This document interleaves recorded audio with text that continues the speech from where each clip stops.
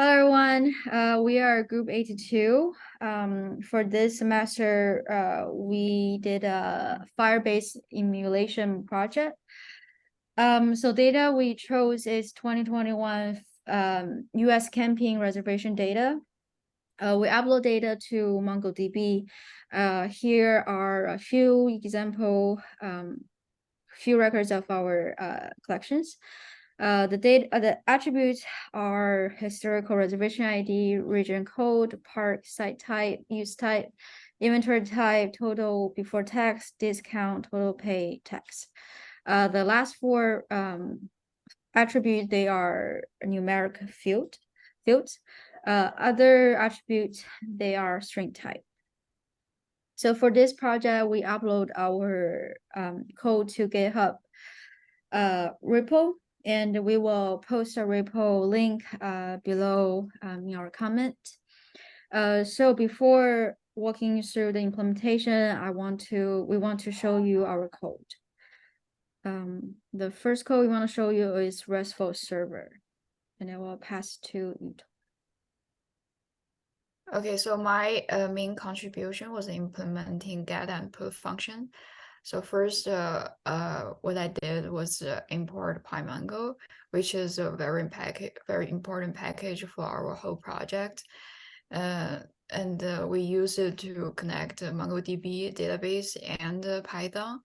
And first, we need to create a Mongo client, and then connect it to our database, and then our connection, and move on to the implementation process of the get function. If we first using request to parse the whole curl command, if order by exists in the curl command, we first assign the value followed by order by to field, and if the user inputs key instead of attribute name, we just consider it as a historical reservation ID automatically. And if a user decides to input value, it will raise that value error saying, please specify an attribute. And there are some other filtering functions. We assign the corresponding value to the correct variable names. And because the request parsing will make all the values into strings, but we have some numerical values. So the next step is to convert those string values into numerical values if necessary. And otherwise, we just move on to the next step. And then we append the key and value pair into query with the values followed by the equal to, start at, end at, and depend on the situation we have in the curl command. And after considering all the possible filtering conditions, if the user decide to only to show the first few or the last few records for demonstration, so we can we use a limit to first or limit to last.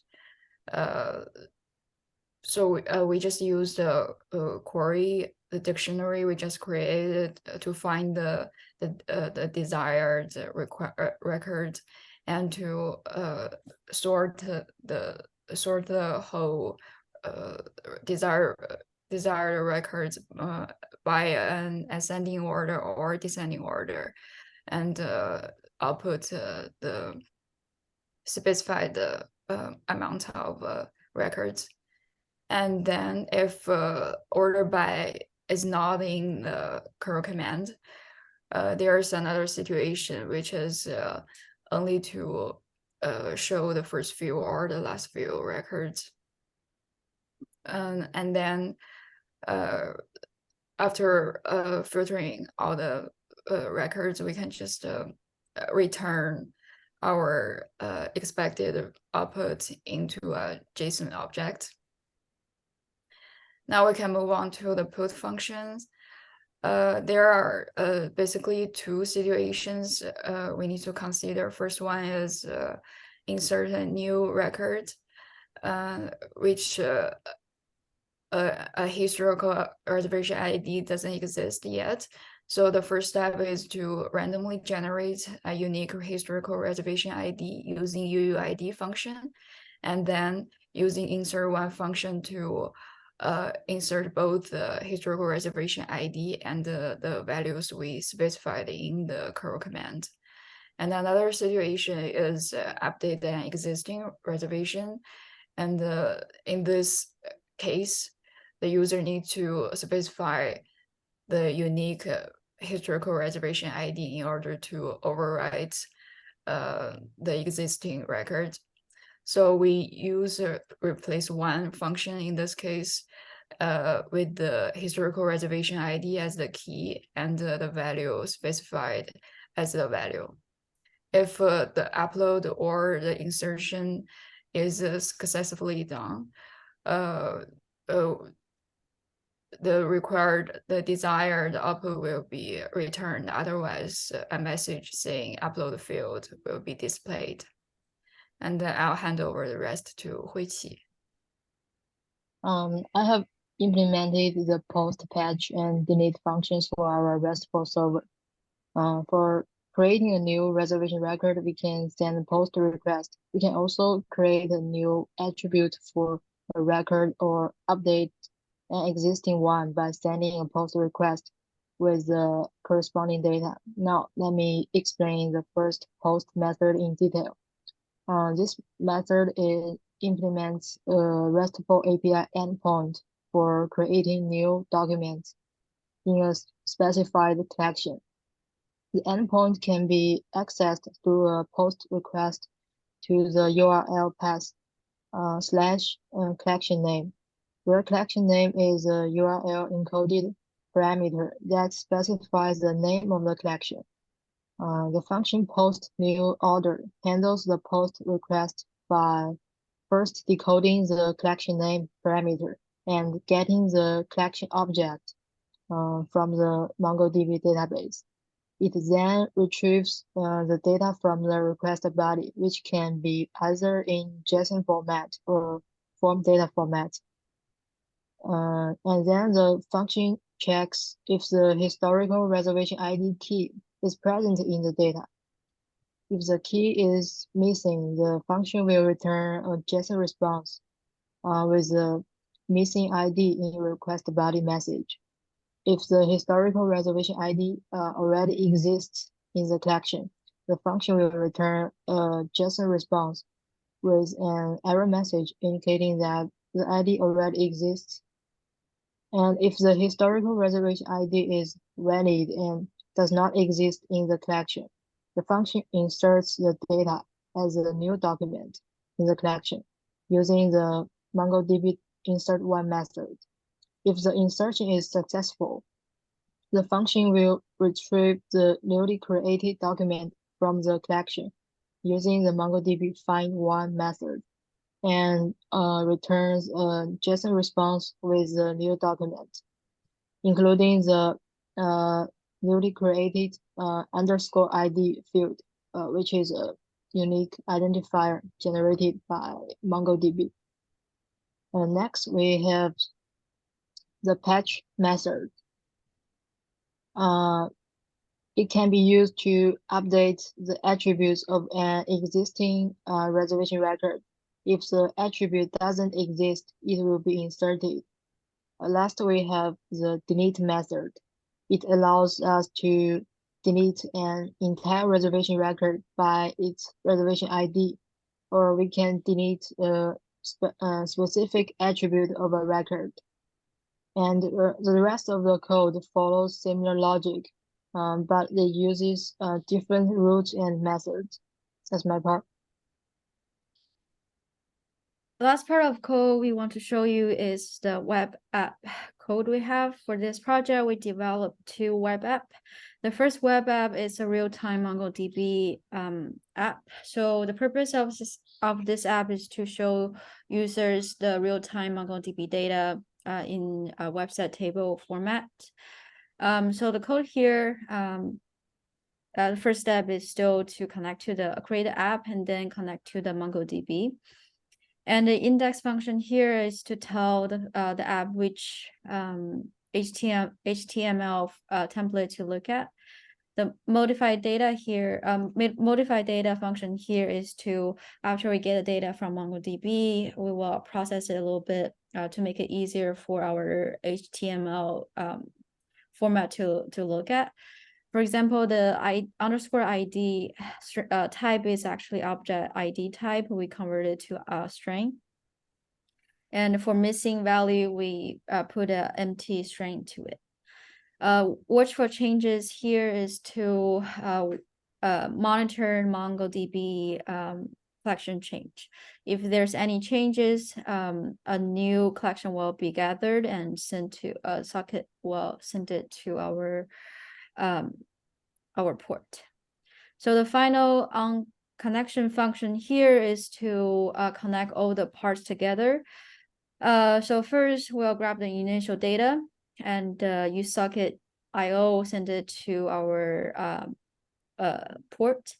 And then we run the watch changes function in the background. And if there's any changes, our data will be updated. So this is our first web app. The second web app is called changelog MongoDB app. So the purpose of this app is to show user the real-time changelog of the MongoDB. This app will record any like update, insert, or delete action in MongoDB. So the script here are pretty much similar. Besides this part, instead of sending the whole MongoDB data to the app, we send we classify the change type to one of the force. They are delete field, update field, delete row, and insert row. For the later on, we will show you how the web app looks like. So those are our code. In the README, we walk you step by step how to implement our GitHub repo. The first step is to run the Poetry shell. By doing so, you will activate the virtual environment we created. It's in the Poetry, it has all the package we need and Python version requirement we need. So after you run that, the second step is to run the RESTful server in the background. Here you can see I already activated the virtual environment. So I will just run the RESTful server, and it's run at 5,000 port. The second step is to run the real-time MongoDB app.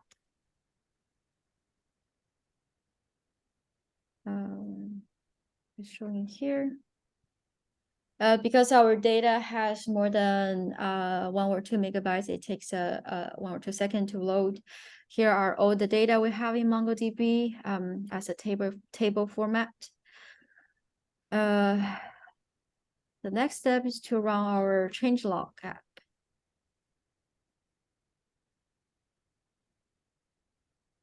You can see here in the table has 5 attributes. The first one is change type. Will tell you what change happened in the MongoDB. And the record ID, the change record ID, change attribute, change value, and change time. And now we're ready to run some curl command. The first one is get. I will hand it over to you, Tom. Okay, we'll be demonstrating some common cases of get and poke functions.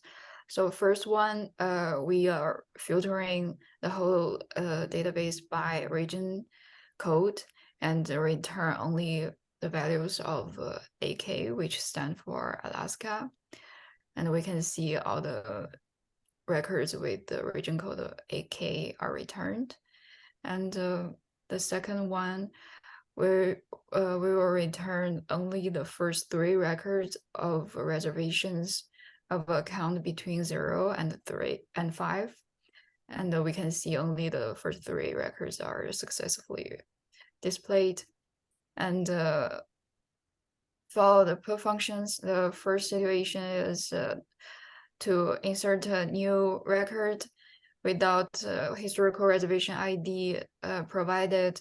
So our new ID is randomly generated, followed by a park DSCI551 and a region code CA. You can also see the change here in the change log. A successfully recorded, we insert a row with ID this, we added 3 attributes here. And also in the real-time app, you can search for that ID, you can see what it is added at the end.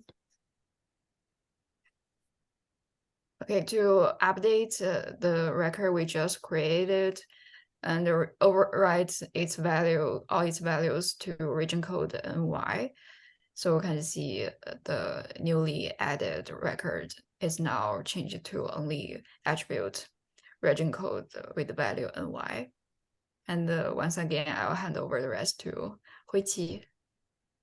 Okay, we can send post requests to create a new reservation record. Like this example here, the data we provide has historical reservation ID and another attribute called region code, and the data return is in JSON format.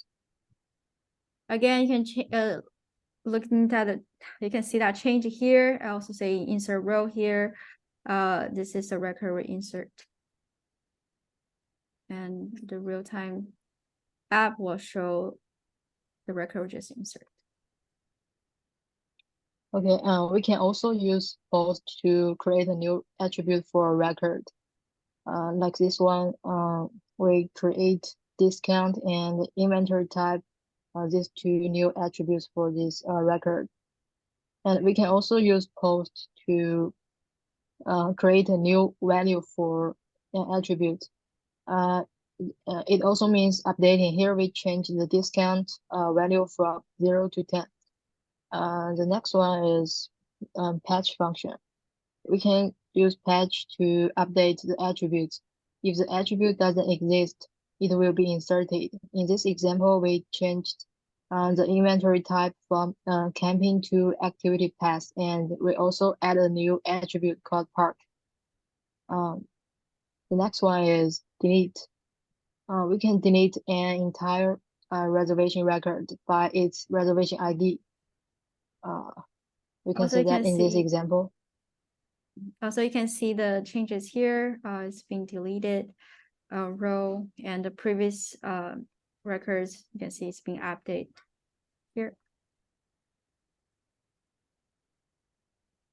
Okay, we can also remove an attribute of a record. Here we delete the region code of the record we created before. And that's our project, and hope you enjoy this video. And if you have any questions, you can comment that below and let us know you have any questions, and hope you enjoy this video. Thank you. Thank you. Thank you.